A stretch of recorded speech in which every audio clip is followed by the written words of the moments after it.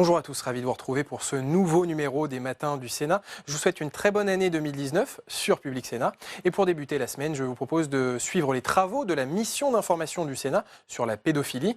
Des travaux qui résonnent avec l'actualité puisqu'hier a débuté le procès du cardinal Barbarin et de plusieurs membres de l'Église pour non-dénonciation d'agressions sexuelles sur mineurs. Ils sont accusés d'avoir gardé le silence autour des abus sexuels du prêtre Bernard Prénat. Et ce matin, vous allez suivre l'audition d'Éric Guéret, réalisateur du documentaire Enfance abusée, et de Christine Pedotti, directrice de la rédaction de Témoignages chrétiens. Et c'est justement cette revue qui avait relayé en septembre dernier un appel pour créer une commission d'enquête parlementaire sur la pédophilie dans l'Église. Les sénateurs socialistes avaient immédiatement répondu à cet appel en déposant une demande de commission d'enquête, une demande rejetée par la droite sénatoriale et par la commission des lois, au motif que cette commission parlementaire ne serait pas compatible avec les enquêtes judiciaires en cours. À la place, la majorité du Sénat a préféré créer une mission d'information au pouvoir moins contraignant et sur la pédophilie dans toutes les structures d'accueil des enfants et pas seulement dans l'Église catholique. Je vous laisse écouter cette audition.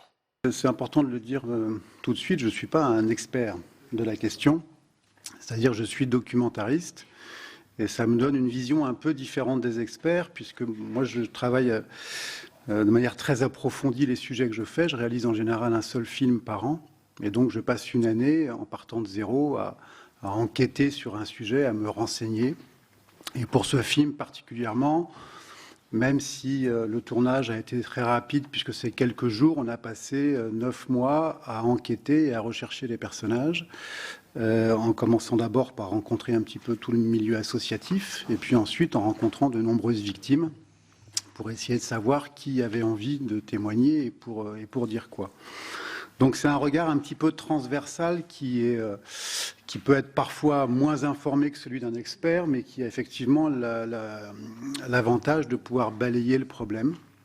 Et voilà, moi je me suis un petit peu spécialisé parfois malheureusement dans les films sur les violences, les violences faites aux femmes, les discriminations, et puis aussi les traumatismes et la démarche de résilience. C'est-à-dire que je fais toujours des films en essayant de filmer les solutions plus que les problèmes. Et je choisis en général des personnages qui sont plus tournés vers la lumière que vers l'autodestruction pour essayer de comprendre par l'exemplarité comment ces personnes, comment d'autres personnes pourraient aussi s'en inspirer pour essayer d'aller mieux et se dire qu'il y a un avenir possible malgré les violences. Voilà, donc je l'ai fait. Par exemple, j'avais fait un grand film sur les violences faites aux femmes à travers le monde, qui s'appelle Les Insoumises pour Canal+. On avait balayé énormément de violences. Je l'ai fait pour l'homophobie avec un film qui s'appelle Homo la haine, ou sur les personnes transgenres avec Trans c'est mon genre. Et puis dernièrement, avec les victimes du 13 novembre, où j'ai fait un film qui s'appelle 13 novembre, Vivre avec, où j'ai filmé toute la reconstruction de 5 personnes victimes des attentats de Paris. Voilà. Par rapport à ce film-là, Enfance abusée, déjà, ce qui est important de dire, c'est qu'on a eu un énorme accueil du public. C'est-à-dire que le film a obtenu le record d'audience de la case infrarouge de France Télévisions ce soir-là, avec 650 000 spectateurs le premier soir, pourtant à une heure assez tardive, puisqu'il a été diffusé à 23h20 et quelques. Bon, ce qui était avec un petit peu de retard, mais les gens ont quand même été patients, donc c'est vrai qu'il y a eu une grosse demande, une grosse attention pour ça. Et puis là, on attendait des chiffres du replay d'ici une heure, donc il y a eu un premier replay, donc on attend énormément. C'est-à-dire qu'aujourd'hui, la télé se consomme plus du tout de la même manière, entre autres chez les jeunes. Donc il y a une possibilité, moi j'espère que ce film sera vu par plus d'1 million de personnes. Ensuite, on a eu un très gros retour de la part des victimes. À chaque fois que je fais un film, en général, il y a ceux qui sont contents et puis il y a ceux qui ne sont pas contents. Et je ne vous cache pas que quelquefois je prends quelques coups. Mais bon, c'est pas grave, on ne peut jamais satisfaire tout le monde. Sur ce film-là, on a fait l'unanimité. Et Corinne Bouchoux, qui est ex-sénatrice, qui a elle aussi eu beaucoup de retours puisqu'elle a décidé de révéler son histoire dans ce film, m'a dit la même chose. Il y a un retour unanimement positif de la part des victimes. Et ça, c'est extrêmement important, parce que ça veut dire que pour le coup, on peut se dire que le film fait un petit peu référence en termes de paroles de victimes et ce que ça retranscrit de leur état. Et puis l'appel qu'on a publié en même temps pour le coup, a été aussi beaucoup entendu, puisqu'il était numéro 1 des articles de Libération téléchargés le 20 novembre. Donc c'est l'article de Libé qui a été le plus mis en avant et qui a aussi énormément été partagé. Donc on est quand même face à une grosse demande du public, même si le sujet est rarement traité. Pour le coup, il y a une réelle demande du public. Voilà. Alors, bon, moi je me suis un peu basé sur les questions que vous m'avez posées. Je ne vais pas prendre trop la parole. Mais juste pour commencer, je voudrais quand même vous remercier et puis saluer l'initiative du Sénat, parce que c'est vrai que parmi les choses qui m'ont choqué en faisant ce film, il y a eu d'abord les chiffres, et on en parlera plus tard peut-être, mais il y a aussi eu le déni généralisé face à ces chiffres. Et quand on met le nombre de victimes en face de la manière dont la société s'organise pour lutter contre, il y a quand même quelque chose qui est absolument incompréhensible. Et Corinne Bouchoux en parle aussi dans le film. Elle a été sénatrice, elle a essayé, elle, pendant son mandat, de faire quelque chose et elle n'y est pas parvenue. Donc voilà, je suis très heureux de voir, c'est vraiment un très gros... c'est un énorme espoir, en fait, que d'être là avec vous et de se dire que peut-être que ce sujet va enfin passer sur le dessus de la pile des urgences politiques. Et effectivement, moi, j'appelle à une campagne de prévention, mais je pense qu'il faut appeler plus généralement, enfin, à la mise en place d'une grande politique publique qui s'empare de ces problèmes, qui dépasse la prévention. Il y a aussi... on en parlera peut-être aussi après, mais il y a encore un volet législatif à couvrir, et puis la manière d'entendre et d'accueillir les victimes. Enfin bon, voilà, donc il y a tout un champ qui reste à faire, et vous êtes peut-être un peu au début le début d'un nouveau mouvement qui, comme on l'a vu pour les femmes, va s'emparer de ce sujet. Et pour conclure sur cette introduction, ce qui est important quand on parle des violences, c'est de se rendre compte qu'effectivement, en ce moment, on avance beaucoup dans la lutte contre les violences faites aux femmes. Ça s'organise, en tout cas. La lutte, les violences, faites aux enfants, c'est un peu la racine de toutes les violences. Quand vous voyez qu'il y a 4 millions de victimes de l'inceste en France, d'ailleurs, on peut aussi espérer qu'une deuxième mission d'information s'occupe de l'inceste, parce que celle-ci l'a assez pudiquement évité. Or, c'est quand même 75% des victimes. Donc, on ne traite qu'une petite partie du problème. C'est énorme. C'est énorme. 4 millions de victimes. Donc, voilà, il faut s'emparer de tous ces sujets. Et bon, je suis heureux que vous le fassiez. Merci beaucoup, Madame Pedotti. Donc, en effet, merci. Donc, à l'initiative de Témoignages chrétiens, on a demandé qu'une commission parlementaire enquête sur la question des abus et de leur dissimulation dans l'Église catholique. Alors, pourquoi cette drôle d'idée ? Évidemment, les scandales de pédophilie dans l'Église surgissent de façon, je dirais, permanente, un peu partout dans le monde. Et à partir du 20 août et de la lettre du pape François au peuple de Dieu, nous avions attendu que les évêques s'emparent de cette question, ainsi que le pape le suggérait, et éventuellement fassent quelque chose. On a fait auprès des évêques des avances, on leur a proposé de les rencontrer pour en parler, pour prendre notre part, ainsi que le pape nous y encourageait. Et nous nous sommes heurtés à une fin de non-recevoir, peut-être même moins qu'une fin de non-recevoir, puisque on nous a même pas donné de réponse.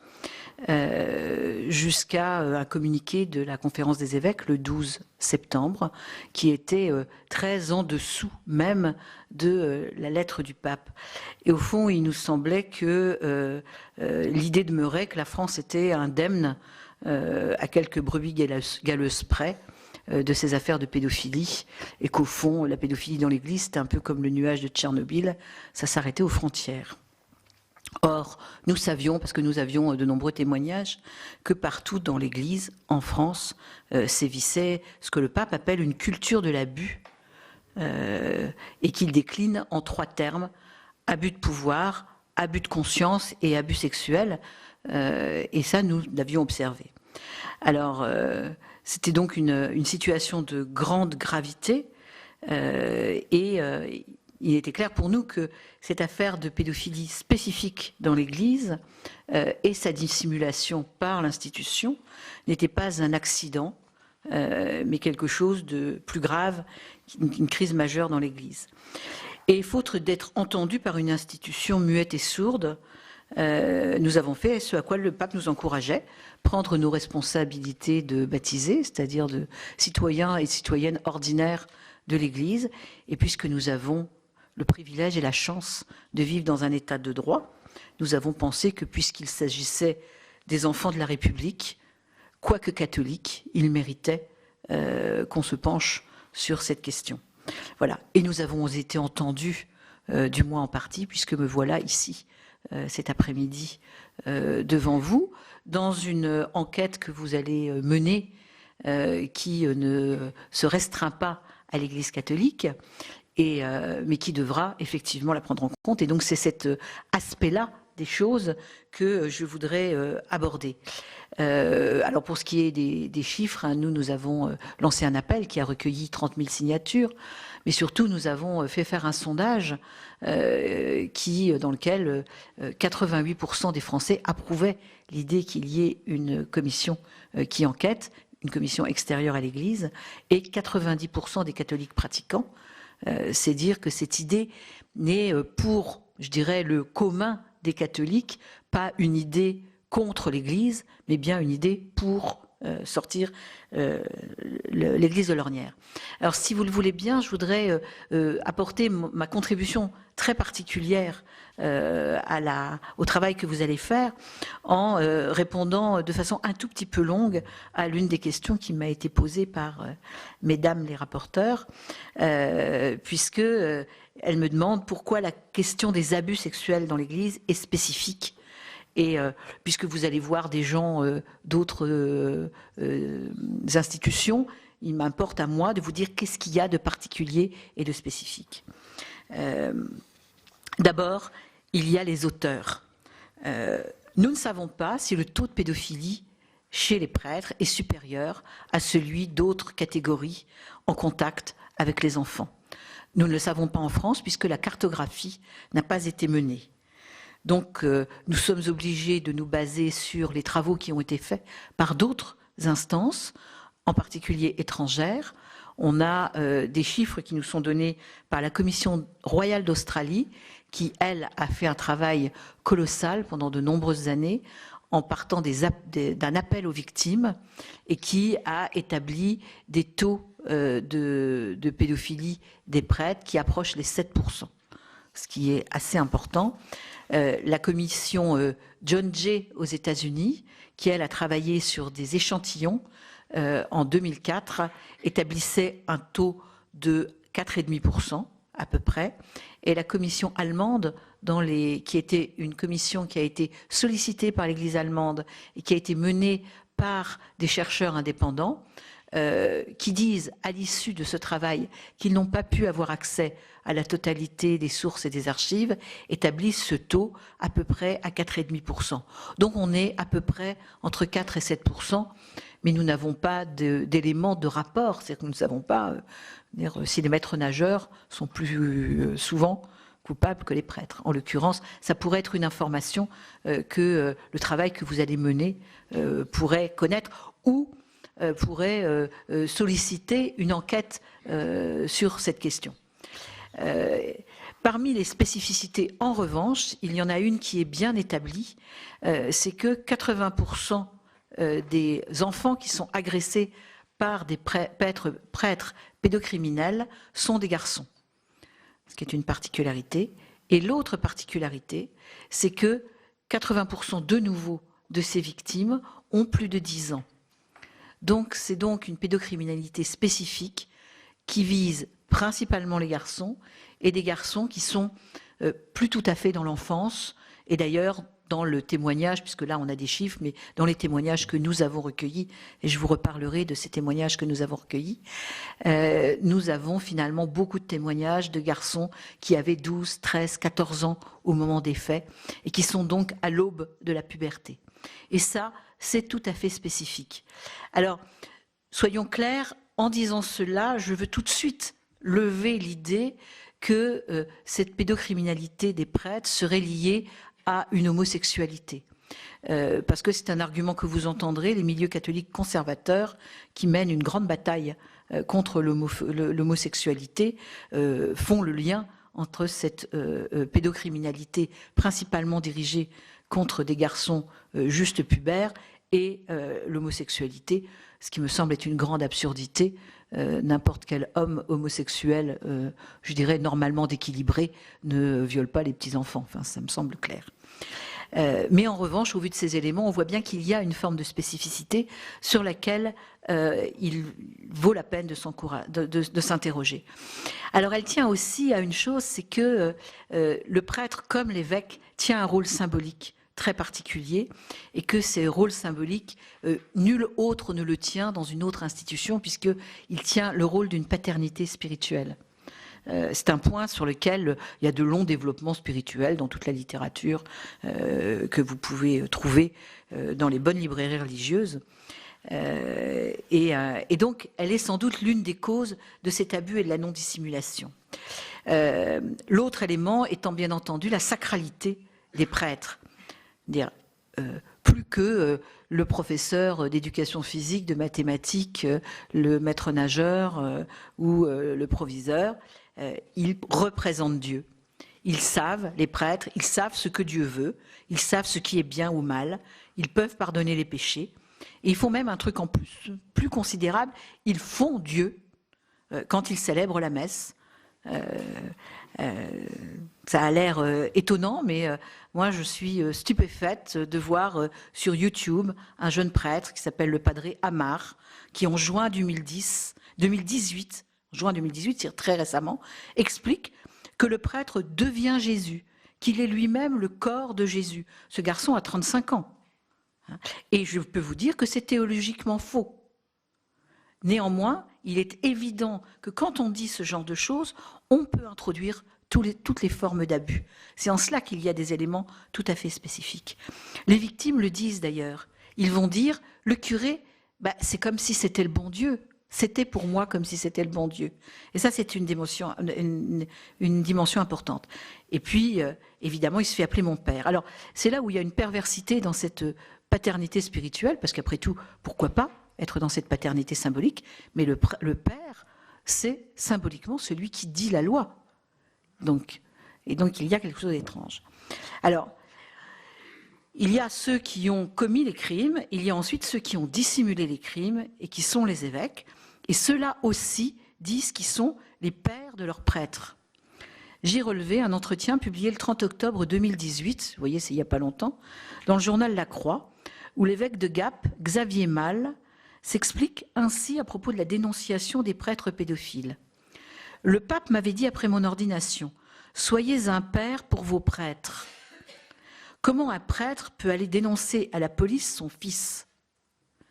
J'ai discuté avec un évêque émérite, donc c'est un évêque qui n'est plus en activité, qui m'a dit « Tu es aussi le père des victimes ». Et cela m'a éclairé. Je veux dire, on nage en plein délire symbolique. Parce que bien évidemment, si il est le père qui dit la loi. Ça me semble, tant qu'à assumer un rôle symbolique, autant l'assumer jusqu'au bout. En l'occurrence, il y a ces dimensions-là. Donc ne pas être celui qui assume la loi, ne pas être celui qui brandit l'intérêt, préférer son fils prêtre, le criminel, au fils non prêtre qui est la victime, n'aide personne. Je voudrais tout d'abord vous féliciter tous les deux pour vos témoignages. Vous, monsieur, pour la qualité de vos documentaires. Alors, vous avez choisi effectivement des sujets sociétaux qui impactent tellement de monde, avec cette question qui a été aussi notre obsession lors de notre travail, c'est quel est le pourcentage exact de victimes. La France, pour le moment, ne peut pas s'enorgueillir d'un chiffre officiel, mais c'est celui des associations sur lesquelles nous nous sommes basés aussi pour nos travaux. À peu près 20% d'une tranche d'âge serait victime de violences sexuelles, chez les mineurs, ce qui est absolument considérable et qui doit en faire effectivement une cause nationale. Donc je vous rejoins parfaitement sur cette nécessité absolue et impérieuse d'avoir des chiffres de façon à pouvoir répondre à la fois, je dirais, aux victimes, mais aussi aux auteurs, prendre en charge les auteurs. Madame, votre préconisation concernant l'éducation des enfants et la prévention a été aussi ce que nous avons préconisé dans la proposition de loi qui a été votée au Sénat à l'unanimité au mois de mars, puisqu'effectivement, quand l'enfant saura que son corps est à lui, qu'il lui appartient, qu'il doit être respecté complètement et entièrement, on aura déjà effectivement entamer une protection de ces enfants-là qui partira d'eux-mêmes. Les adultes sont chargés de la protection des mineurs, mais en l'occurrence, ces mineurs-là auront en eux cette éducation avec effectivement tout un tas de solutions qui peuvent être de laisser rentrer certaines associations dans les écoles et dès la maternelle, des associations agréées, avec le problème aussi des violences intrafamiliales qui sont les plus nombreuses. Or, le petit enfant n'aura comme image que celle qu'il subit chez lui et qui va devenir pour lui une forme de normalité contre laquelle ce sera compliqué après de s'élever. Alors, en ce qui concerne vos propos, je comprends bien évidemment toute votre émotion. C'est vrai que dans l'Église catholique, le mariage s'est fait pour la procréation, mais pas que, puisque sinon les prêtres ne marieraient pas des personnes âgées qui manifestement et biologiquement ne peuvent plus être parents. Donc je tiens à apporter quand même cette précision. C'est vrai qu'on parle en général, alors que si les chiffres australiens ou des États-Unis maximum, et c'est énorme, 7%, il reste quand même 93% de gens qui exercent une mission en leur âme et conscience.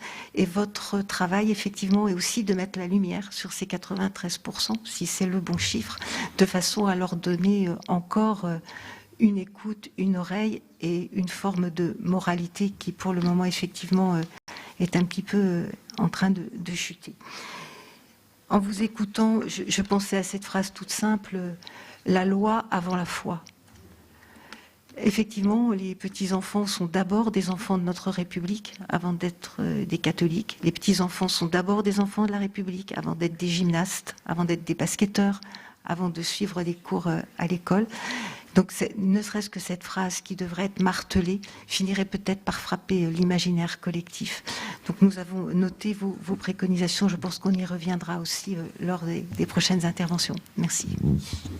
Alors, autre question, si vous posez aussi poser oui, rapidement, pour laisser la parole à nos collègues. Merci, Madame la Présidente. Donc, d'une certaine manière, tous les deux, vous nous avez parlé de ce tabou, de cette omerta et de la loi du silence qui règne et qui protège les auteurs de crimes sexuels et qui malheureusement étouffe les victimes. Donc d'une manière ou d'une autre, vous, avec vos documentaires, vos images, vous, madame, avec la presse et l'appel et la sensibilisation que vous avez pu apporter au travers de votre revue, nous, les législateurs, nous essayons à faire en sorte que cela se dise, cela s'entende et que cela puisse exister. Puisqu'on ne connaît les choses que si on veut bien les repérer et que si on veut bien savoir qu'elles existent. Donc voilà, je pense que c'est tout ensemble. La question que vous nous posez, que faire, enfin vous nous avez renvoyé une question, que faire avec ces témoignages? Je pense qu'il faut les porter haut et fort, là où on est, pour que justement ça puisse ne plus se reproduire. Donc là, on est dans l'utopie, certainement, mais en tout cas, pas à pas, nous y contribuons. Moi, j'avais quelques questions, mais je vais laisser ma collègue les poser, plutôt à Monsieur Guéret, sur les aspects de prévention et de prévention primaire et d'information. Merci. Donc, effectivement, j'ai quelques questions pour Monsieur Guéret et puis par Mme Pedotti également. Déjà, Monsieur Guéret, pensez-vous, mais je pense que malgré tout, dans ce que vous nous avez dit, on en a une petite idée, que le fait de faire témoigner des victimes permet à d'autres victimes, du coup, de se libérer et de libérer cette parole. parmi ceux que vous avez rencontrés, vous nous avez dit qu'effectivement, vous aviez plutôt mis en lumière des résilients. Est-ce que c'était le plus grand pourcentage d'entre eux ou pas? Et est-ce que vous savez ce qui a permis à certains justement d'être résilients et à d'autres de ne pas l'être? Parce que dans les préconisations éventuelles, ça peut être intéressant. Enfin, vous parlez d'un besoin de renforcement du 119. Et est-ce que vous avez des éléments qui laisseraient à penser que ce 119 n'est pas assez doté? Ça, c'était effectivement une question qu'on vous avait posée. Et si vous permettez, du coup, je vais poser mes questions à Madame Pedotti. En mettant un peu les pieds dans le plat, est-ce que vous faites un lien entre ce qui se passe dans l'Église et la spécificité de l'Église et le fait que les prêtres, donc dans l'Église catholique, ne peuvent pas se marier? Je vous pose la question. Je n'ai pas de. Et ensuite, croyez-vous que c'est dans ces cas de pédophilie avérée, croyez-vous que c'est le prêtre qui est devenu pédophile ou le pédophile qui est devenu prêtre? Bien, donc on va d'abord répondre au rapporteur et ensuite nous avons 4 demandes de questions par nos collègues. Qui commence, Monsieur Guéret? Alors bon, il y avait des questions écrites, il y a des questions verbales. Je vais essayer de synthétiser un peu tout, comme ça, une fois que j'aurai répondu rapidement à toutes les questions. Pour commencer, toutes les questions, elles butent sur le problème du chiffre. Et le problème du chiffre, il est extrêmement important, parce que moi, j'ai buté dessus longuement. Pour rédiger l'appel, j'ai buté dessus longuement. Et ce qui apparaît, en fait, c'est qu'il n'y a pas de chiffre français officiel fiable. Et ça raconte quand même quelque chose de notre société. C'est-à-dire qu'une société qui ne veut pas voir un problème, déjà, elle se débrouille pour ne pas le quantifier. Donc, il y a une réelle défaillance de chiffres. Alors qu'il y a une estimation du nombre de victimes, je vais vous en donner plusieurs à travers plusieurs sources. Personne n'a jamais déclenché une enquête fiable en France qui permettrait un peu finement de dire, par exemple, sur 100% de victimes, combien le sont de manière intrafamiliale, combien d'incestes, combien de prêtres, combien d'entraîneurs sportifs, etc., etc. Si on veut mettre en place une politique de prévention, et même une politique d'accompagnement des victimes, ce serait mieux de savoir où sont les problèmes. Aujourd'hui, rien ne permet de le dire réellement. Donc je pense que le premier travail, si la France veut s'emparer de ça et faire du pays des droits de l'homme aussi le pays des droits de l'enfant, c'est quand même d'essayer de dénombrer les victimes, de les quantifier, de les répertorier et de les comprendre. Sinon, on ne peut pas avancer. Nous, on s'est basé, enfin moi je me suis basé sur plusieurs sources et j'ai essayé de trouver les sources les plus officielles. La source la plus officielle que j'ai trouvée, c'est le baromètre santé, genre et sexualité de l'Agence de santé publique. Voilà, donc c'est une CERM, c'est l'Agence de santé publique. Ce baromètre nous dit, en fait, on est obligé de faire une règle de 3. Il y a les violences sexuelles que les gens ont subies, et puis parmi ces violences sexuelles, il y a les violences que les gens ont subies avant 18 ans. Donc, quand on fait une règle de 3, ce baromètre nous dit qu'il y a 4 millions de victimes de viols et tentatives de viol en France avant 18 ans, 3 millions de femmes, 1 million d'hommes, ça fait 6% de la population, juste là. Mais il ne dit rien de qui, quoi, comment. Après, on recoupe d'autres chiffres. Ensuite, on a des chiffres européens. La Commission européenne, elle, va jusqu'à dire qu'il y a un enfant sur 5 victime d'une forme de prédation sexuelle, ce qui donnerait en France, pas 4 millions, mais ce qui donnerait en France 12 millions de victimes. D'accord ? Et ensuite, les études sur les chiffres, je peux vous en fournir, je peux vous les montrer. Moi, je les ai toutes quantifiées depuis 10 ans. C'est passionnant, mais ça montre juste quand même que, a priori, on est sur les viols et tentatives de viol autour de 4 millions de victimes. Sur les violences sexuelles, parce que viol, techniquement, c'est pénétration d'une manière ou d'une autre. Donc, excusez-moi, mais il faut en passer par là. Sur les violences sexuelles, la fourchette à travers toutes les études nous donne entre 6 et 7 millions de victimes. Donc là, c'est plus de 2 enfants par classe, c'est quasiment 3 enfants sur une classe de 30. Et quand on est les chiffres de la Commission européenne, c'est-à-dire qui inclut les prédateurs par Internet, qui sont énormes, là, on est à 12 millions. Donc vous voyez, on est dans des chiffres qui donnent le vertige. Et face à ces chiffres qui donnent le vertige, on n'a juste rien. Ça, c'est déjà extrêmement compliqué. Moi, je pense que la première chose à faire, déjà, c'est essayer de comprendre quelque chose et de faire... Voilà, les associations font des études. À IVI, on a fait une sur l'inceste. C'est elle qui donne 4 millions de victimes de l'inceste aujourd'hui. Mais c'est une étude faite par IVI. C'est une association avec ses moyens, avec un organisme... voilà, bon, c'est la leur, mais il faudrait quelque chose qui soit national. Voilà, c'est au pouvoir public de s'en emparer de ça, quand même. On le fait bien pour plein d'autres fléaux. Ensuite, qu'est-ce que ça inclut, ça? Qu'est-ce que ça génère? Ça génère que face à ce chiffre, si on garde 4 millions de victimes de viol et tentatives de viol, donc ça vous fait 1,8 enfants par classe sur une classe de 30, c'est juste incompréhensible. Ben, face à ça, rien. C'est-à-dire le déni le plus complet. Moi, ce que j'ai compris en faisant ce film, c'est que juste, moi, j'étais pas au courant. J'ai des enfants à l'école, j'en ai eu, j'en ai encore. Mais voilà, qui m'avait prévenu que 2 enfants allaient avant 18 ans être victimes de viol ou de tentatives de viol, et 3 si c'est violence sexuelle? Personne. Ça met un petit peu en colère aussi. On se dit, mais attendez, c'est un fléau. C'est-à-dire que 6% de la population les plus faibles, les plus fragiles, sont aux mains des prédateurs sans que personne n'en parle, sans que personne ne s'y intéresse, sans que personne le prévienne. Et on peut après avoir une petite forme de colère quand même qui monte en se disant mais que fait-on? Voilà. Les conséquences du déni par rapport à ça, c'est que les victimes, à part qu'elles ne sont pas protégées, sont dans un sentiment d'abandon et de solitude extrême qui pousse nombre d'entre elles à se suicider, qui pousse nombre d'entre elles à garder le silence, parce que quand on n'est pas entendu, on garde le silence, et le sentiment que les institutions ne leur viennent pas en aide.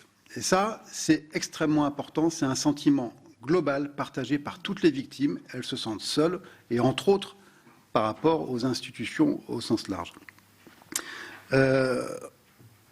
Ensuite, la conséquence de ce déni, c'est que il n'y a pas, le sujet n'existe pas, donc personne n'y est attentif. Personne n'y est attentif, c'est-à-dire que pour le coup, on ne va pas déceler les signes. Si moi on me disait, voilà, si votre enfant, quand il a 5 ans, et que tout d'un coup il se remet à faire pipi au lit, c'est un signe très fort qu'il peut y avoir eu une forme d'attouchement. Ou un enfant qui commence à se masturber à un âge qui n'est pas un âge. Si on nous donnait ces codes, on pourrait, si on en parlait, on pourrait, les parents pourraient le voir. Tous les parents que j'ai filmés étaient désespérés de se rendre compte que leur enfant avait été abusé pendant parfois 10 ans sans qu'ils le voient. Mais qui leur a dit ce qu'il fallait voir? Qui les a guidés dans la manière de comprendre, d'identifier le problème? Absolument personne. Donc ce silence, finalement, il est assez criminel par rapport aux enfants, ce qui ne donne ni aux parents, ni à l'encadrement scolaire, ni à l'encadrement sportif, les moyens de lire les signes, juste de lire ces petits signes qui sont des alertes. Voilà, quand vous avez la fièvre, on sait que ça correspond à quelque chose, mal de gorge. Et bien là, vous avez quelques petits signes, personne ne le dit, et donc pour le coup... Et la fin de ça, c'est que il n'y a pas de politique de prévention, il n'y a pas de politique publique, puisque le problème n'existe pas, puisqu'il n'y a pas de chiffres. Voilà. Heureusement, j'ai dit tout à l'heure, j'étais très heureux d'être là, et vous êtes un énorme espoir, et je le répète, parce qu'avant, il n'y a pas. Il n'y a pas, il n'y a rien. Moi, c'est pour ça que l'appel, on l'a dit, voilà, on a 3500 morts en voiture par an. On passe toutes les routes de France à 80 km à l'heure. Il y a 4 millions de victimes de la pédophilie. Et juste, on ne fait rien. Il n'y a pas une affiche dans le métro. Il n'y a pas un spot à la télé. Il n'y a pas un petit fascicule de formation pour les enseignants, pour les prêtres, pour les accompagnateurs sportifs, pour les colonies. Rien, rien, rien. Très peu. Très peu. Je dis rien parce que je suis... Mais franchement, très très peu. Ou alors, moi, je veux bien qu'on mette à plat ce qui existe. Mettez à plat, dans votre mission, peut-être ce qui existe et comment on pourrait le... Et, voilà. Et puis, pour terminer, eh ben, par rapport à ça, il reste aussi un énorme écueil. Et ça, c'est peut-être aussi à vous d'essayer de comprendre comment le législateur pourrait aller plus loin là-dessus. C'est sur la loi Villefontaine. Vous connaissez peut-être la loi Villefontaine. C'est cette loi qui à la suite de ce qui s'est passé dans l'école de Villefontaine, a obligé le ministère de la Justice de transmettre ces fichiers du personnel de l'éducation nationale condamné pour pédocriminalité. Avant, l'enseignant de Villefontaine qui a commis les viols sur les enfants avait déjà été condamné, l'éducation nationale n'était pas au courant, donc cet homme continuait à enseigner et a continué à faire des viols. Depuis Villefontaine, il y a une obligation d'échange de fichiers. Premier problème, les recteurs sont seuls avec ces informations et il n'y a aucun mode d'emploi pour les recteurs de savoir ce qu'ils doivent en faire. C'est-à-dire que voilà, ils ont la liste de leur personnel dans leur académie, fichés condamnés, mais on ne leur dit pas s'ils doivent les virer, s'ils doivent les réintégrer, s'ils doivent les éloigner des enfants et comment, etc. Donc peut-être serait-il intéressant d'entendre des recteurs, pas forcément les recteurs parisiens, mais des recteurs de province, d'académies un peu périphériques, pour comprendre comment ils font avec ça, comment ils sont seuls face à ce problème. Et pour en avoir entendu parler, pas directement, mais par la bande, ils sont très désespérés aussi. Comment ils s'emparent seuls de ça? C'est très difficile. On fait une loi, mais on ne leur donne pas les clés pour l'appliquer. Et deuxièmement, cette loi de Villefontaine, elle concerne l'éducation nationale. Mais qu'en est-il du personnel de mairie, du personnel de cantine? Il y a dans l'école énormément de personnel qui n'est pas éducation nationale et donc qui peut avoir été jugé pour pédocriminalité et continuer à être proche des enfants. Et ça, c'est que l'éducation nationale, parce que si vous abordez tout le monde du sport, c'est la même chose. Il y a un des témoins du film, Kevin, il a été violé pendant 10 ans par son entraîneur sportif à la Fédération française de football. Cet homme, dans 4 ans, va sortir de prison. Il va changer de district et légalement, il a le droit, en changeant de district, à sa sortie de prison, de réentraîner des gamins au foot, en toute impunité. C'est vrai pour ça. C'est vrai pour, finalement, à peu près tous les domaines qui touchent l'enfance, sauf l'éducation nationale, avec ce début de loi. Moi, je pense que quelqu'un qui a été jugé pour pédocriminalité, il doit être écarté des enfants dans tous les milieux, de toutes les manières. Et aujourd'hui, la loi ne le dit pas encore. Voilà. Donc ça, c'est une petite préconisation de ma part. Enfin, pour terminer sur le 119, si j'ai oublié des questions, vous me les rappellerez peut-être. Le 119, c'est un numéro que tout le monde juge absolument indispensable. Il est indispensable même dans les modes de prévention. Le 119, comme le préconise AIVI depuis 10 ans, devrait être indiqué à l'ouverture des manuels scolaires. On devrait ouvrir un manuel scolaire et avoir le 119. On devrait rentrer dans un club de foot et avoir le 119. Le 119 devrait être partout, puisque c'est le numéro d'urgence qui permet aux enfants victimes de violences d'appeler. Après, le 119, c'est 45 personnes. Et entre autres, nous, on les a rencontrés avant le film. Ils nous ont dit « Merci de nous prévenir de la date de diffusion, parce qu'on sait que quand le film va sortir, on sera sous l'eau et qu'on ne pourra pas faire face. » Le 119, je ne l'aurais pas, ils ne me l'ont pas exprimé directement, mais je l'ai entendu de nombreuses fois. Le 119 manque de moyens pour former les enseignants, pour former les écoutants et pour pouvoir donner du relais sur des situations d'urgence. C'est-à-dire que ce n'est pas un numéro... Il y a des écoutants, mais ce n'est pas eux qui peuvent intervenir en urgence. Et il serait intéressant aussi de comprendre, puisque c'est ça, la première main tendue, c'est le 119, hein, c'est ce qu'on propose. En tout cas, c'est ce qui existe, ce n'est pas à remettre en cause, mais il manque terriblement de moyens, de dynamisme, et il faut les soutenir parce qu'ils sont le pilier d'une possible ouverture de la parole. Merci beaucoup. Avant de passer la parole à Madame Pedotti pour qu'elle réponde aux questions des rapporteurs, pour vous dire que l'Institut national d'études démographiques a accepté d'étudier à notre demande les chiffres de leur enquête de victimation. De toute façon, on leur a demandé de nous aider à quantifier les violences sexuelles sur mineurs en dehors de la famille. Ils nous ont dit qu'il leur fallait 2 mois. Mais ils vont répondre déjà à cette demande qu'on a fait la semaine dernière, parce que ce que vous dites sur les chiffres, on a eu la même réponse lorsqu'on a entendu M. Delarue la semaine dernière. On est sur des estimations, mais il n'y a pas de chiffres vraiment précis. Donc l'INED va travailler sur ce sujet et on aura la réponse avant la fin de la mission, bien évidemment. Madame Pedotti. Oui. Alors d'abord sur les chiffres, ou alors là dans l'Église catholique, c'est peu dire qu'on n'a rien. On a voilà. C'est vrai qu'il n'y a pas, et moi j'espère que c'est ce qu'on obtiendra du côté de la commission Sauvé, on obtiendra un appel, un peu dans toutes les instances, pour qu'en fait on sollicite finalement la Commission royale australienne à travailler à partir d'un appel aux victimes. Et c'est vrai qu'on le sait, donc effectivement après la projection d'un film et quand nous on a parlé, etc., fait parler les gens. Et ça, c'est vraiment très important.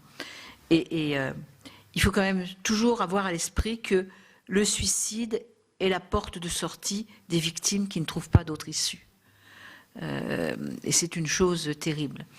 Ce qu'on voit aussi, à travers les témoignages que nous avons reçus, c'est que les témoignages sont souvent très anciens, sur des gens âgés, parce que la caractéristique de ces abus sexuels, c'est qu'en fait, ils mettent la personne en état de sidération, et qu'au fond, elle va oublier pendant très longtemps ce qui lui est arrivé, et qu'elle va s'en souvenir très longtemps, parfois des dizaines et des dizaines d'années plus tard. Alors, je ne sais pas s'il faut lever la prescription totalement, mais en tous les cas, je pense que ce n'est pas parce qu'on a été victime et que la prescription est tombée, peut-être qu'il n'est pas utile, je n'en sais rien, de condamner quelqu'un pour des faits qu'il a commis il y a 35 ans, mais en tous les cas, ce que la victime a subi il y a 35 ans, ça doit être pris en compte encore complètement aujourd'hui. Donc sur cette question de la prescription, il y a des choses, à mon avis, à regarder de près, davantage du côté des victimes pour qu'elles soient entendues. Je voudrais quand même revenir sur ce que vous dites, Madame Mercier, sur les prêtres innocents. Évidemment, ils sont une grande partie de mon souci. Parmi les soucis, il y a les prêtres innocents. Au cours du mois de septembre, 2 prêtres de 38 ans se sont suicidés. J'étais amie avec l'un d'eux. Je peux vous dire que je ne perds pas cette question, parce que des victimes collatérales sont le nombre très important de prêtres qui sont victimes. Alors ensuite, vous m'avez posé 2 questions qui sont extrêmement délicates sur le célibat des prêtres.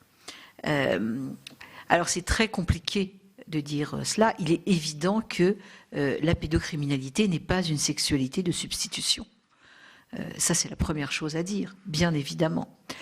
Pour autant, la solitude liée au célibat et à la structure très particulière du célibat des prêtres, qui n'est pas la solitude de n'importe quel célibataire, a des conséquences sur la structuration psychique. Il faut une sacrée dose de sainteté pour rester un homme généreux, ouvert et humain dans cette situation-là. Vous n'aurez sans doute pas le temps de le lire, mais il y a un livre remarquable qui a été publié chez Bayard en 2000, c'est assez loin, par un Américain qui s'appelle Daniel Cousin, qui s'appelle « Le nouveau visage des prêtres », traduit en français, et qui a fait un inventaire de la situation des prêtres américains après que les grands scandales de pédophilie aient surgi aux États-Unis, et qui pointe le problème de l'intimité des prêtres. C'est-à-dire en disant que ce célibat a comme conséquence de n'être intime avec personne, de n'avoir pas de lieu dans lequel on est dans une relation, je dirais, libre et non protégée, comme nous sommes avec des proches à qui nous faisons entièrement confiance. Et j'ai été très frappée quand j'ai entendu le témoignage du prêtre d'Orléans, qui vient d'être condamné et qui a dit qu'il avait commis les abus qu'il a commis dans un moment où il était dépressif et où il se sentait très seul. Voilà, c'est une question. Donc voilà, il n'y a pas de rapport direct, mais il y a sans doute un rapport indirect. Et puis la question la plus rude, est-ce que les prêtres deviennent pédophiles ou est-ce que ce sont des pédophiles qui deviennent prêtres? Évidemment, nous n'en savons rien.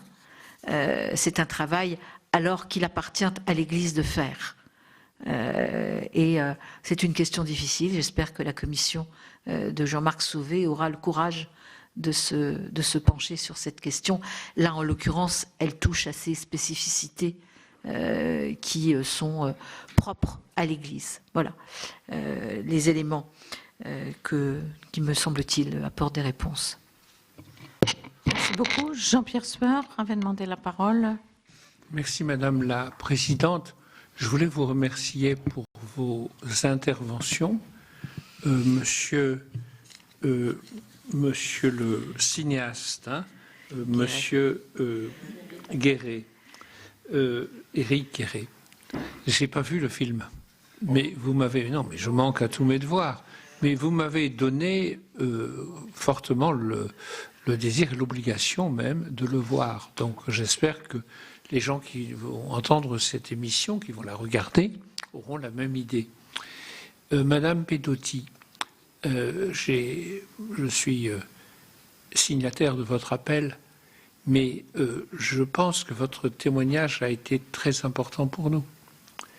Vous savez bien le débat qu'il y a eu au Sénat. Bon. Moi, je pense que nous pouvons faire un travail utile dans cette mission d'information. Nous avons été un certain nombre à penser qu'il ne fallait pas que le refus par la majorité du Sénat d'une commission d'enquête contribua à noyer le poisson, en quelque sorte, dans un ensemble très large, car je crois que ce que votre discours apporte est, à mon sens, et je dis à nos rapporteurs ici, que nous n'aurions pas accompli notre travail si nous ne parlons pas de ce qui, dans la structure de l'Église catholique, dans son fonctionnement, dans son inconscience et non-dit, etc., fait que il y a eu un certain nombre de systèmes, de logiques qui ont abouti à une sorte d'omerta ou de dissimulation du sujet. Et ce que vous avez dit à cet égard est profond, parce que c'est vrai. Il y a la confession, par exemple. Voilà, ne pêche plus et va en paix. Simplement, une fois qu'on a dit ça, quid de la victime? Une sorte de logique qu'on comprend bien, mais qui fait que l'on échappe à la loi de la République et que l'on échappe à la justice. Donc, moi, je voulais vous dire cela simplement, de même que nous avons vu cela dans un procès qui a eu lieu justement à Orléans. On a bien senti que chez certaines personnes, y compris évêques, est apparue en priorité la nécessité de défendre l'institution. Et donc de ne pas faire de publicité à ce qui serait dommageable pour l'institution. Mais lorsque l'on préfère la défense de l'institution à la défense des victimes, c'est un acte qui, je ne sais pas s'il relève de la charité, mais en tout cas, il relève, pour ce qui est de la loi, nous sommes ici dans un Parlement, il relève d'une manière de se soustraire à la loi et de se soustraire à la justice.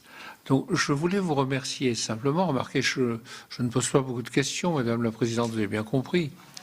Enfin, j'aurais pu faire des fausses questions, mais ça n'aurait pas été... La parole est libre, monsieur. Je vous en remercie, Madame la Présidente. Mais je crois que les éléments que vous donnez, plus d'autres que deux, pourquoi il faut que nous étudions ce problème de très près, doivent nourrir une réponse que l'on doit apporter à cette question, indépendamment de la commission Sauvé. La commission Sauvé, nous avons un immense respect pour Jean-Marc Sauvé, avec lequel nous avons été en lien constamment à la commission des lois. Bon, Jean-Marc Sauvé, très bien, et depuis longtemps, en raison des fonctions qu'il a exercées.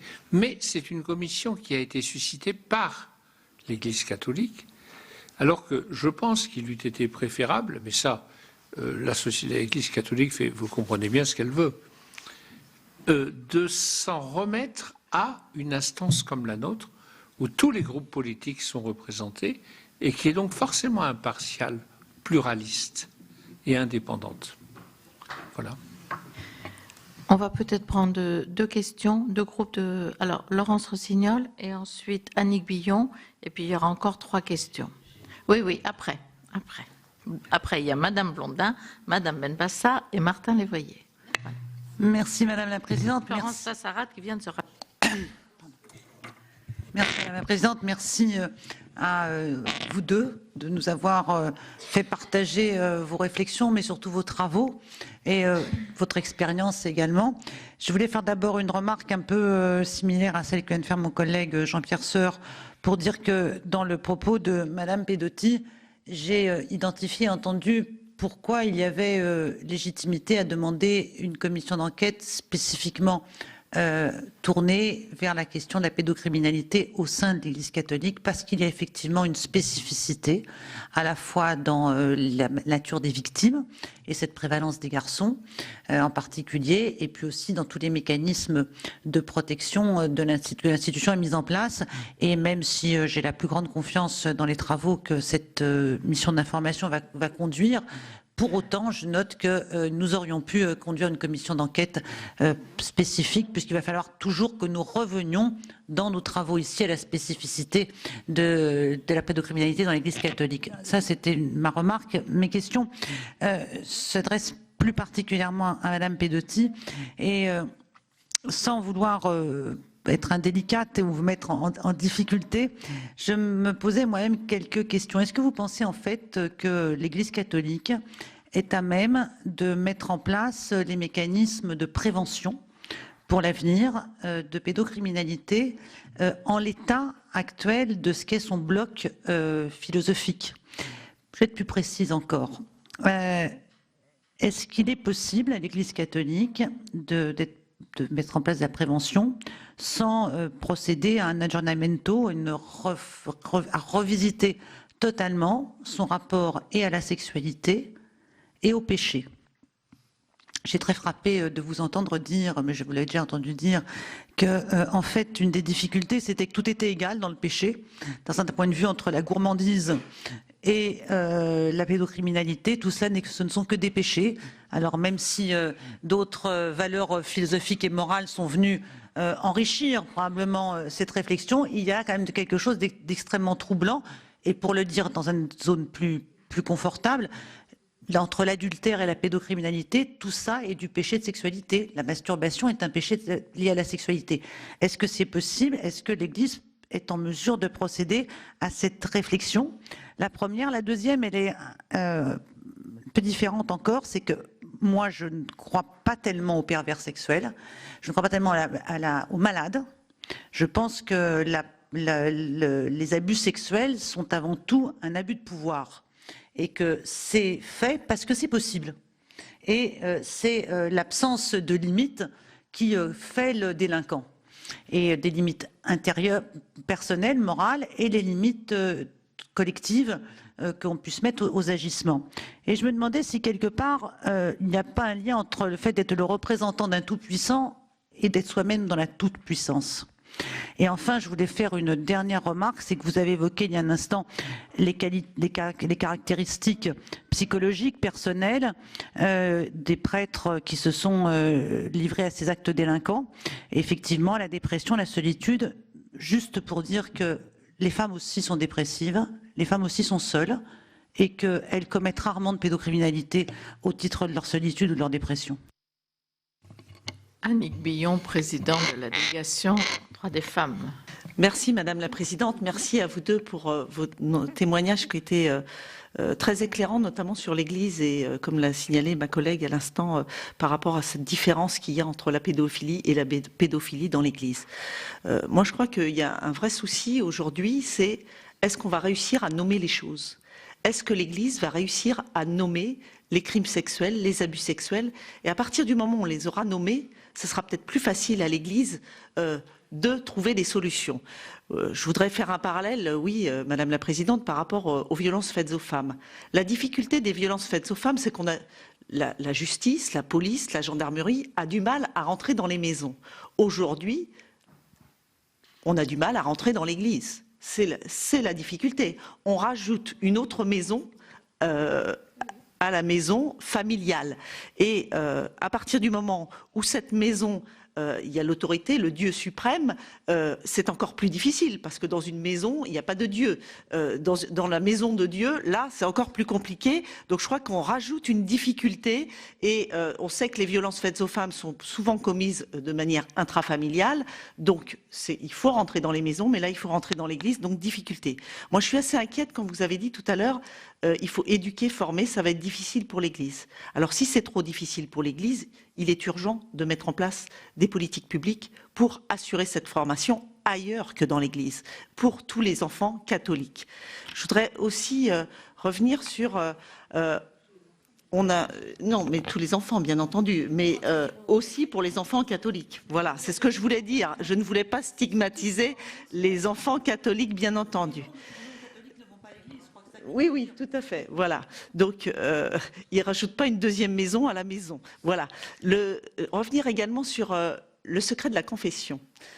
Aujourd'hui, il y a la possibilité, nous avons une culture en France difficile, une culture du signalement ou une non-culture du signalement dans certains milieux. Le secret de la confession vient rajouter une difficulté pour ces enfants victimes. Quelle solution imaginez-vous? Est-ce que le secret de la confession est à remettre en question? C'est une véritable... pour protéger les enfants. Donc c'est comment on fonctionne, parce qu'il y a la difficulté du signalement, plus le secret de la confession, qui rajoute une barrière supplémentaire.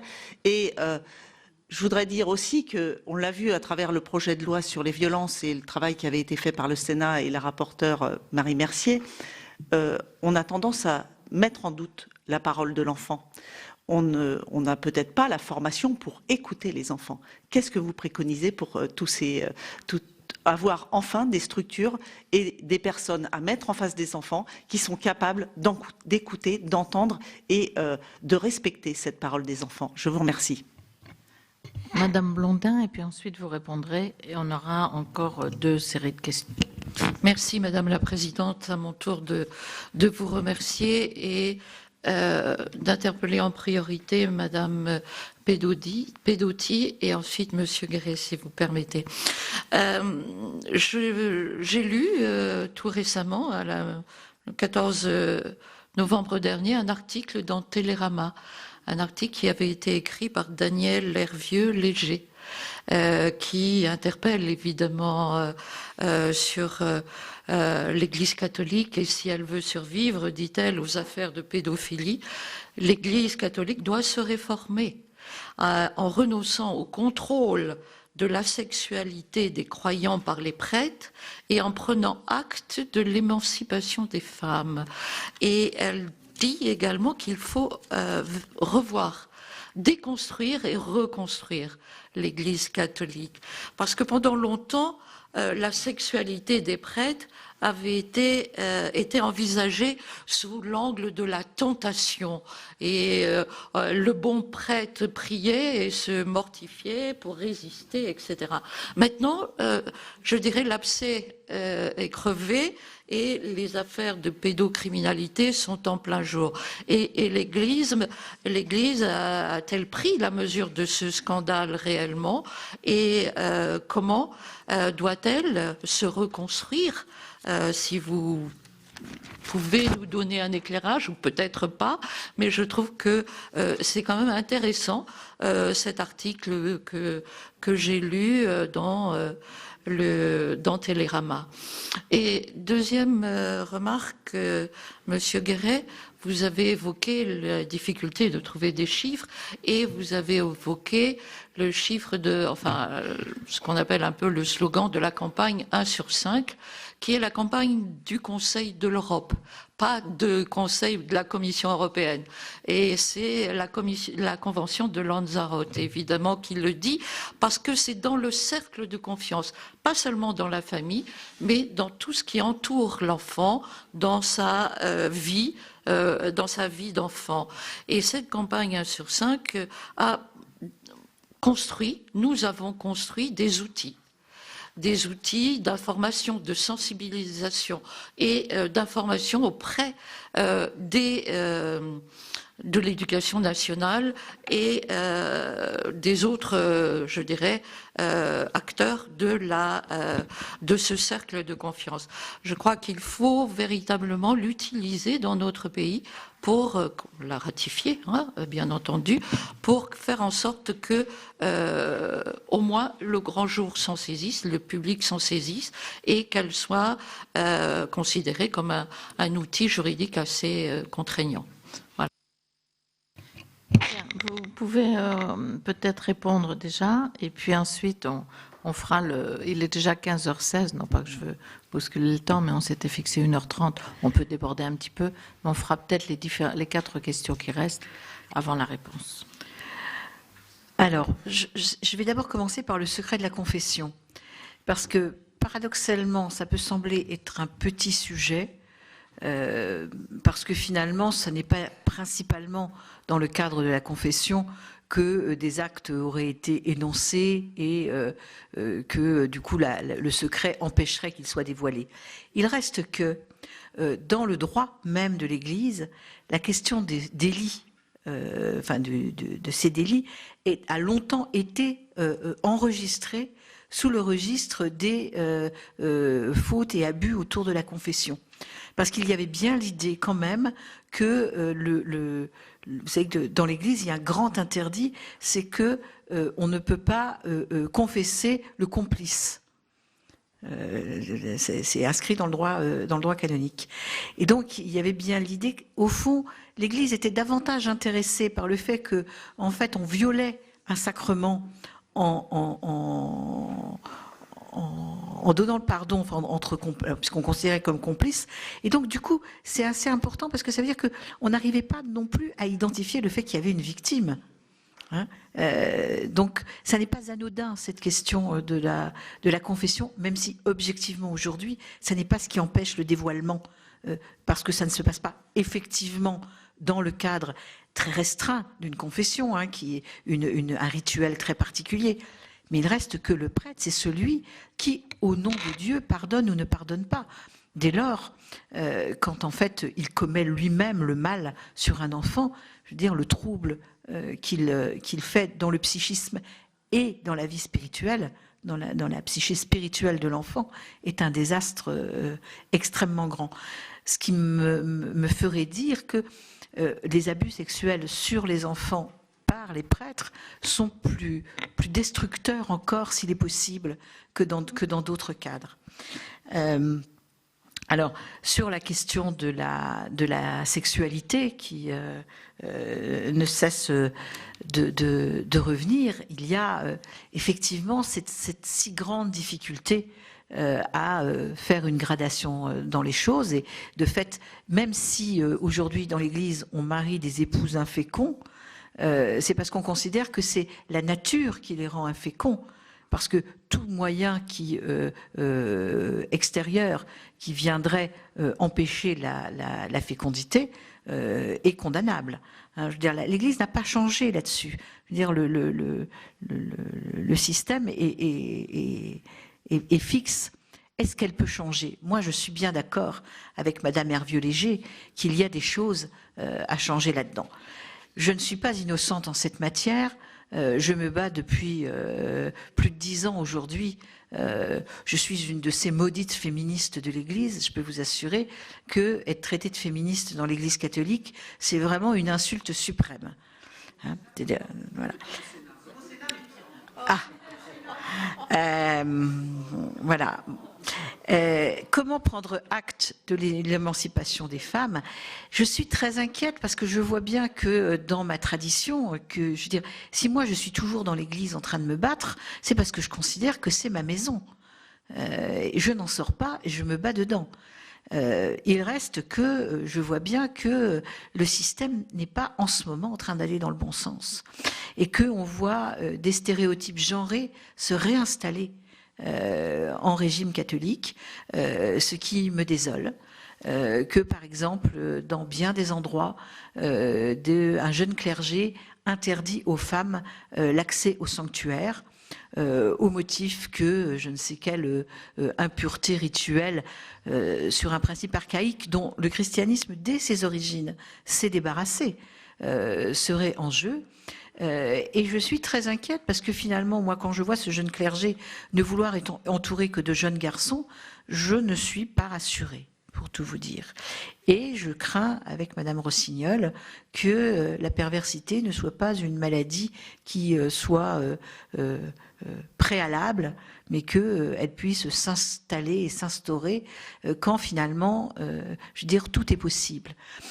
Il faut dire, et je ne saurais vous encourager à mettre dans votre dossier, et je peux vous l'envoyer si vous ne l'avez pas, la lettre du pape, parce qu'elle est d'un courage absolument inouïe quand on la lit de près, où il y a bien sûr quelques paragraphes sur la nécessaire pénitence, le jeûne et la prière, qui ne vous intéresseront peut-être pas directement.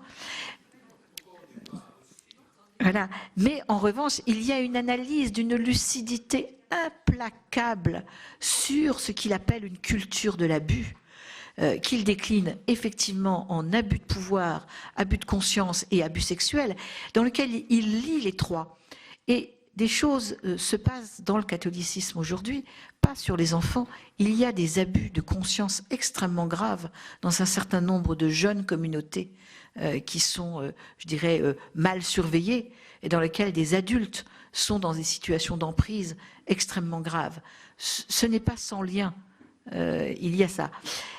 Et donc à la question que vous me posez sur le pronostic terrible, le diagnostic terrible de Madame Hervieux-Léger, bien d'une certaine façon, et l'idée m'en est venue quand je lisais la lettre du pape avec beaucoup d'attention sur cette culture de l'abus.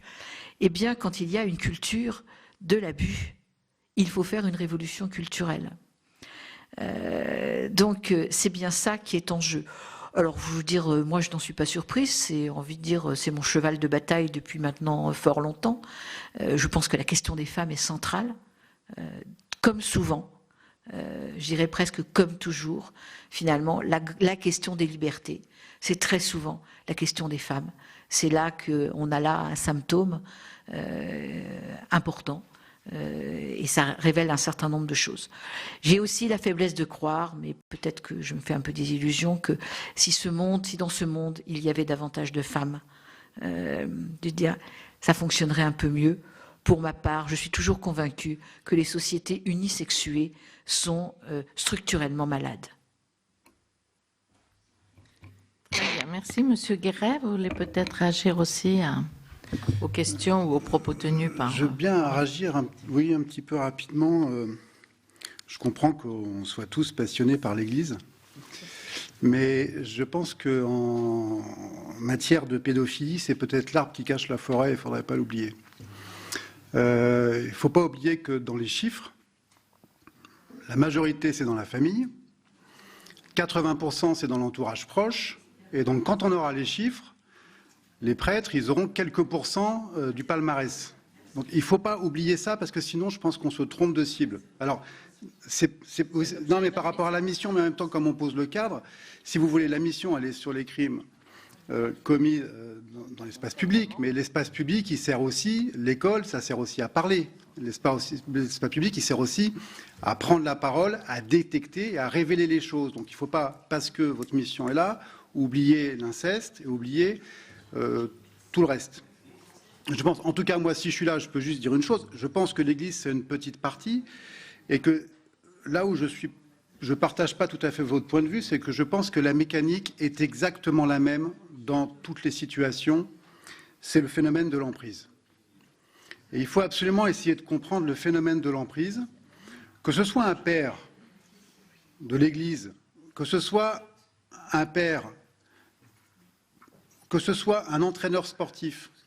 Il y a toujours le rapport d'une autorité à un enfant qui est en général décelé comme un enfant fragile, vulnérable, et qui tombe sous emprise. Et ce phénomène de l'emprise, il est très vrai dans l'Église, et ce que vous avez dit est exactement juste, mais je pense que c'est la même chose d'un entraîneur sportif, d'un père véritable, d'un enseignant. C'est le rôle du père face à l'enfant, c'est le rôle de l'adulte face à l'enfant, et c'est le phénomène de l'emprise qu'il faut arriver à démonter. La prévention, elle doit passer par la manière d'arriver à faire sortir l'enfant du phénomène de l'emprise. Par quelque chose déjà très très simple, déjà lui expliquer qu'il y a des secrets entre les adultes et un enfant, il ne doit pas y avoir de secret en dehors de ses parents. Il n'y a pas de secret entre un adulte et un enfant. Lui expliquer qu'il y a des zones de son corps, quand un enfant est propre et qu'il n'a plus de couche, il peut se laver seul, plus personne ne doit toucher ses parties intimes, que ce soit le prêtre, le père, l'oncle, personne. Il y a des choses comme ça très simples à revenir pour sortir. Et en fait, lui apprendre déjà à parler et lui apprendre à dire non. Voilà. Et ça, c'est vrai de l'Église, Mais c'est vrai de tous les cas de pédophilie que moi j'ai rencontrés, et toutes les associations qu'on a rencontrées nous ont dit la même chose. La mécanique, elle est la même. Voilà. Et un enfant vulnérable, il peut être fragile face à son père, face à son enseignant, face à n'importe qui. C'est extrêmement... Parce que, pour le coup, la réponse à ça, elle est évidemment dans l'Église avec tout ce que vous dites. Mais elle est aussi à l'école. Il faut éduquer les enseignants à dépister. Il faut éduquer le milieu médical, le milieu infirmier à dépister. Et voilà, il faut apprendre à dépister, il faut apprendre à signaler et à ouvrir la parole. Et ça, c'est vrai de tous les milieux, parce que la mécanique est la même. Merci beaucoup. Alors, Martin Lévrier, Florence Lassarade, Madame de la Gontrie, et on arrêtera là les questions. Martin. Merci Madame la Présidente, merci de vos témoignages et de toutes vos informations. Une question malgré tout, qui rejoint un peu tout ce qui a été dit, mais je vais essayer de l'aborder par un autre chemin. J'allais dire, être parent n'est pas un métier. Être parent, quelque part, c'est un art et on ne l'apprend pas. Et dans toutes les remarques que l'on fait pour l'instant, on parle de l'enfant, comment les parents doivent éduquer leur enfant pour qu'à l'âge de 3 ans, il ne soit plus, etc. Mais quelque part, souvent le problème que l'on a, c'est qu'en tant que parent, on délègue l'autorité pendant un temps X à un autre adulte, qui va être le prêtre dans le cas de l'Église catholique, par exemple, qui va être un éducateur, qui va être un enseignant. Et quand l'enfant veut annoncer, à dire à ses parents qu'il y a eu un problème, il ne sait pas comment faire parce qu'il y a cette délégation d'autorité et que nous, adultes, souvent parents, on n'est pas capable de l'entendre parce qu'on a délégué cette autorité. Donc comment aussi trouver un chemin qui permettrait aux adultes de bien comprendre qu'on délègue une part de l'autorité mais pas totalement, et comment trouver ce chemin pour que les adultes aussi soient responsables de cette problématique-là, parce qu'ils touchent, et je vous rejoins complètement, bien sûr l'Église c'est vrai, mais l'enseignement c'est terrible aussi, mais on ne le dit pas. Tous les lieux où on délègue, où des parents finalement délèguent l'autorité, sont des zones de danger potentiel, j'allais le dire comme ça, il ne faut pas non plus dramatiser, noircir un tableau qui est déjà suffisamment sombre, mais je pense qu'il y a un problème là aussi pour l'adulte, comment comprendre l'enfant et comment se déculpabiliser de cette fait d'avoir emmené son enfant là où il ne fallait pas. Florence Lassarade. Merci pour vos interventions. Merci Madame la Présidente.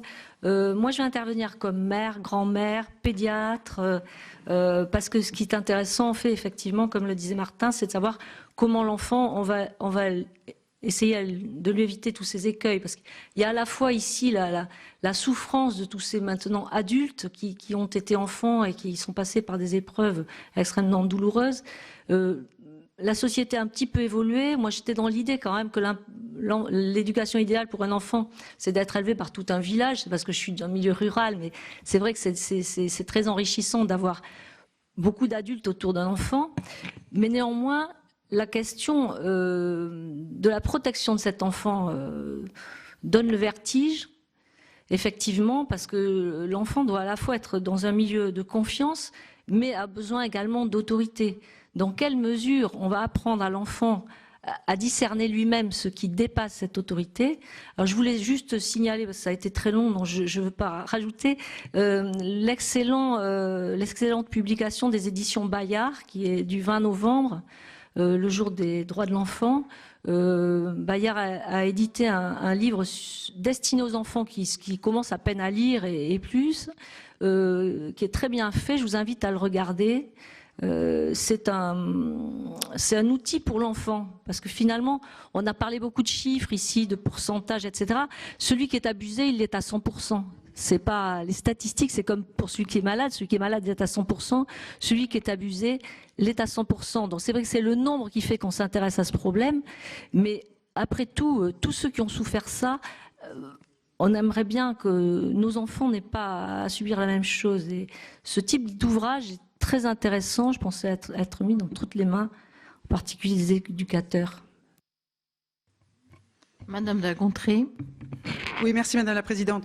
Peut-être, alors que cette audition va bientôt s'achever, si j'ai bien compris le tour de parole, je crois qu'il est nécessaire de mettre un terme peut-être à une incompréhension, une ambiguïté qui a été soulevée en tout cas par Monsieur Guéret, et peut-être d'ailleurs il faudra au fond c'est une suggestion, le préciser à chaque personne que nous auditionnerons pour pas qu'il y ait de malentendus. Vous avez indiqué dès votre propos introductif, monsieur, que nous avions écarté, vous avez utilisé le terme pudiquement, la pédocriminalité intrafamiliale. Non. Notre mission s'est fixée comme périmètre l'ensemble des situations de pédocriminalité dès lors que l'enfant se trouve en relation avec un adulte en situation d'autorité. Pourquoi ? Jean-Pierre Sueur l'a rapidement rappelé. J'ai été, comme ma collègue Laurence Rossignol, signataire de l'appel de témoignage chrétien. Nous avons, au nom du groupe socialiste, je l'indique, je sais que vous le savez, chers collègues, mais je l'indique à M. Guéret, nous avons voulu faire usage de notre droit de tirage, ce qu'on appelle ici droit de tirage, pour avoir une commission d'enquête. Nous en avons une par an sur les situations de pédocriminalité dans l'Église et du système, c'est Jean-Pierre Sueur, le seul qui a pour l'instant utilisé ce terme, qui avait mené à ce que ça ne se sache pas, ça se cache, et lorsque ça existe, ce ne soit pas sanctionné. La majorité sénatoriale a bloqué notre demande, mais a souhaité néanmoins proposer une mission d'information, ce qui est, bon an mal an, un peu moins contraignant qu'une commission d'enquête, mais nous verrons bien, et en élargir le champ en estimant qu'il ne fallait pas restreindre à l'Église, mais à toutes les situations où les enfants se trouvent en lien avec ce que le collègue a indiqué à l'instant, c'est-à-dire au fond une délégation d'autorité, enfin je ne sais comment on peut le qualifier, mais on voit bien l'idée. Voilà. Donc il n'y avait pas l'idée d'écarter pudiquement la pédocriminalité intrafamiliale, mais plutôt d'élargir ce qui était notre demande initiale de la pédocriminalité au sein de l'Église. Ça c'était juste pour qu'il n'y ait pas de malentendu et que vous ne repartiez pas d'ici en pensant que décidément les sénateurs ne voulaient pas s'intéresser à la pédophilie en général. Voilà. Mais après vous avez fait tous les deux un certain nombre de propositions et c'est vrai que c'est très utile. Qui nous permettent de faire avancer les propositions concrètes parce que c'est le but de nos travaux. Nous entendons, nous auditionnons, nous lisons, mais au final, nous préconisons. Néanmoins, la particularité, si je peux me permettre, sans vouloir engager un dialogue direct seulement avec vous, c'est que dans tous les champs où il y a eu, je reprends cette formule délégation d'autorité qui au fond, on voit bien ce que ça veut dire, il y a quand même eu des organisations publiques qui ont, on peut estimer qu'elles n'ont pas atteint leur but parfaitement, mais qui ont mis en place des mécanismes de sanction ou d'identification de comportements inacceptables et délictuels ou criminels. Vous avez évoqué l'éducation nationale, à juste titre. Vous m'aviez vu secouer la tête en disant ce n'est pas exact, qu'on ne fait rien. On peut considérer qu'on ne fait pas assez, que ce n'est pas efficace, que les recteurs sont très seuls au moment d'eux, mais des choses ont été faites. Il y a un domaine dans lequel rien n'a été fait, ou peu, et en tout cas récemment, c'est l'Église. Et Dieu sait si on voit, c'est le cas de le dire, pardon, si on voit fleurir régulièrement, encore aujourd'hui, des procédures qui apparaissent aujourd'hui, et y compris, et Mme Pedotti a raison de le dire, des prêtres qui sont aussi des guillemets, victimes collatérales, car suspectés, et dont on ne saura pas, je ne sais pas si au fond elle était à tort ou pas à tort, mais les choses étaient très difficiles à supporter. Donc vous voyez bien le champ très particulier dans lequel on est. Et du coup, il y a un point qu'on a peu abordé, mais j'espère que nous aurons l'occasion avec d'autres interlocuteurs de l'aborder, c'est ce que certains ont qualifié un peu rapidement, mais après tout, tant pis, je le fais, d'omerta. C'est-à-dire, que s'est-il passé au sein de l'Église, ou plus exactement, ce qui s'est passé au fond m'intéresse assez peu, enfin nous intéresse assez peu.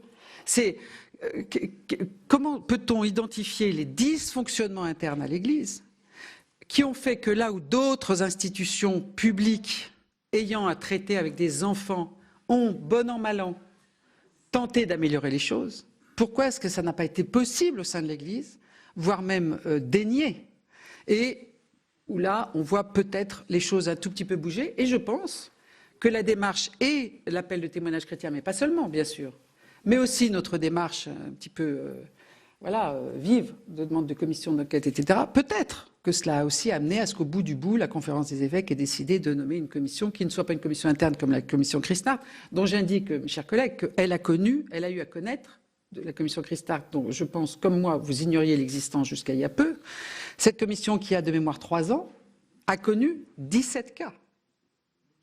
C'est dire que personne ne savait qu'elle existait, et d'ailleurs, on ne sait pas très bien à quoi elle a servi, mais peut-être entendrons-nous M. Christard. Alors, voilà, donc c'est tout cela, le chemin que nous voulons engager. Moi, j'ai signé cet appel, j'ai été baptisée, donc je crois que je suis toujours catholique. Mais je veux dire, je ne suis pas pratiquante, je veux dire, je n'ai pas de... Voilà, mais forcément, ça nous interpelle. Et donc, après, on parle prévention, apprentissage, les enfants, l'information, toutes les pistes qui ont été évoquées sont intéressantes. Vous avez raison de dire qu'on fait des campagnes annuelles sur la sécurité routière, sur le tabac, sur le VIH, etc. Tout ça, c'est juste. Jamais sur la pédocriminalité.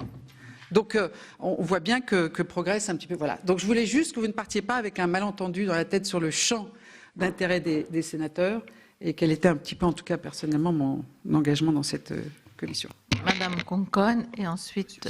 Merci Madame la Présidente. Je ne serai pas très longue, c'est juste pour excuser mes 2 premières absences, puisque j'étais en circonscription, et vous savez, ma circonscription est loin, donc on n'y part pas pour 24 ou 48 heures. Mais je ferai de mon mieux, en tout cas, en fonction de mes présences, pour être la plus présente possible ici dans cette mission.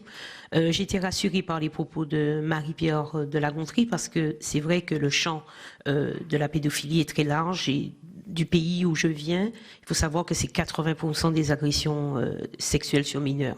Ça représente un champ extrêmement large pour des raisons diverses et variées, culturelles, mystiques, etc., y compris religieuses, entre guillemets. On a un fort taux de pédophilie réalisé par proches, amis, ascendants, parents directs, en particulier les pères.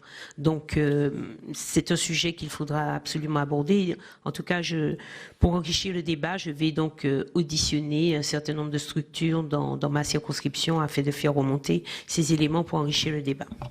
Oui, pour répondre à ce que vous dites, lorsqu'on a auditionné la semaine dernière, dans ces chiffres un peu... pas d'une grande précision, mais qui donnait quand même une image un peu.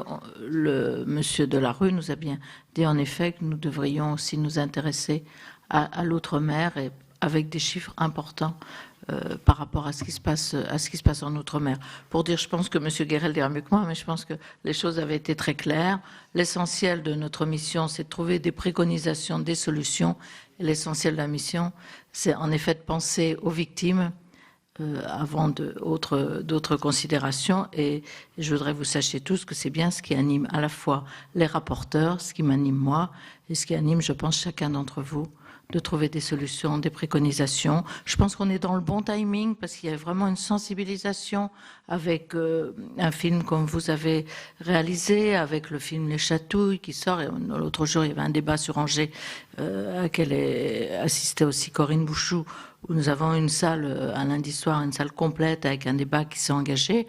Beaucoup tournait autour de l'éducation, sur les victimes ou les enseignants qui se plaignaient aussi des retours eux-mêmes qu'ils avaient lorsqu'ils dénonçaient, en étant ce grain de sable qui vient dans le rouage de la machine et toujours le fait pas de vague qu'on retrouve un peu dans beaucoup d'institutions. Mais je voulais aussi repréciser, et on va terminer par Michel Savin, qui est notre spécialiste du sport. Merci Madame la Présidente. Oui, lorsqu'on entend les chiffres de 4 millions de victimes recensées aujourd'hui, on voit par rapport aux pratiques qu'on a dans notre pays qu'il y a sûrement plus d'enfants aujourd'hui sur les terrains de sport et dans les gymnases et dans les piscines que dans l'église. Sans ignorer bien sûr la problématique de l'église, sur laquelle on ne peut pas ignorer, et il faut bien sûr être vigilant et avoir un travail de fond là-dessus, parce qu'on ne peut pas non plus l'ignorer. Moi, la question que je voulais vous poser par rapport au travail que vous avez fait, au reportage que vous avez fait, pour savoir si vous avez rencontré dans ce milieu du sport, est-ce qu'il y a aujourd'hui des mesures qui ont été mises en place par certaines fédérations? Est-ce que aujourd'hui il y a des systèmes d'information, de prévention au niveau des clubs, parce que c'est un milieu qui touche beaucoup d'enfants, avec un suivi qui, à mes yeux, n'est pas à la hauteur de ce problème-là. Et vous l'avez dit tout à l'heure, les parents souvent, et notre collègue l'a dit tout à l'heure, les parents confient aussi à des entraîneurs ou à des adultes leurs enfants plusieurs fois par semaine, avec le sentiment que, ben voilà, il a la responsabilité, il a l'encadrement, et donc tout est parfait.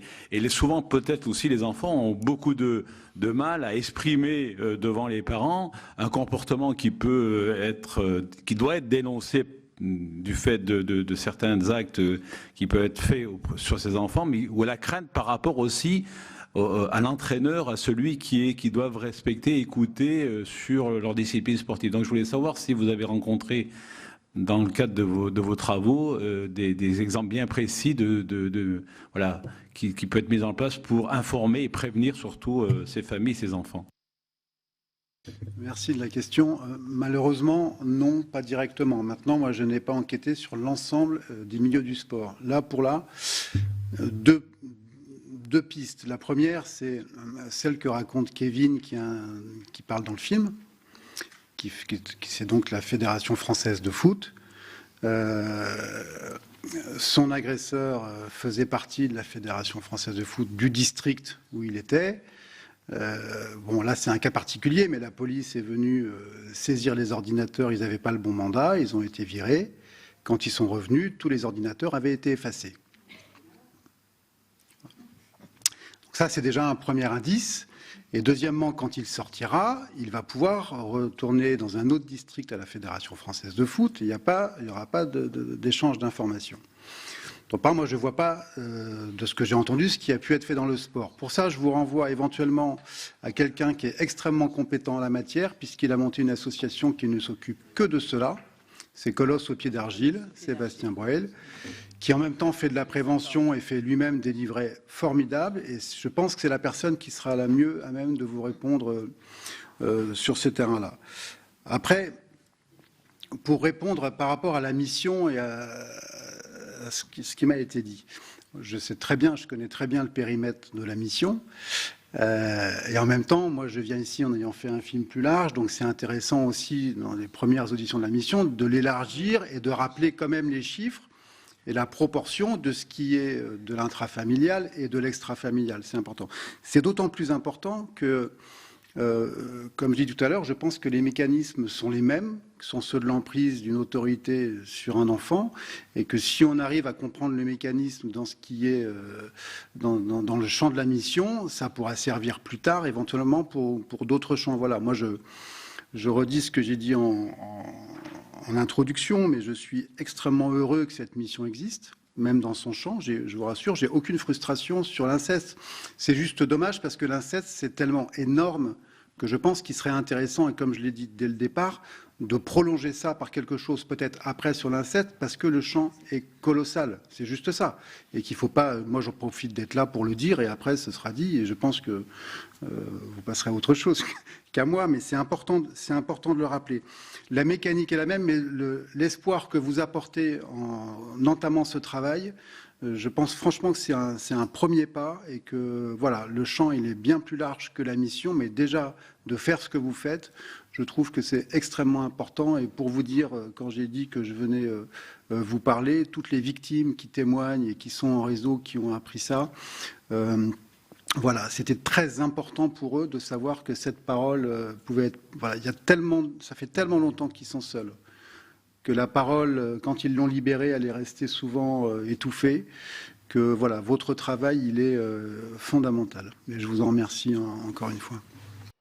Et voilà pour cette audition de la mission d'information du Sénat sur la protection des enfants contre la pédophilie.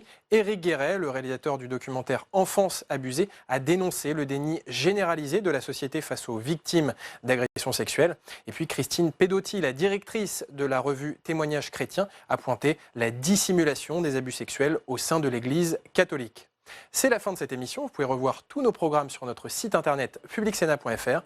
Très bonne journée sur les chaînes parlementaires.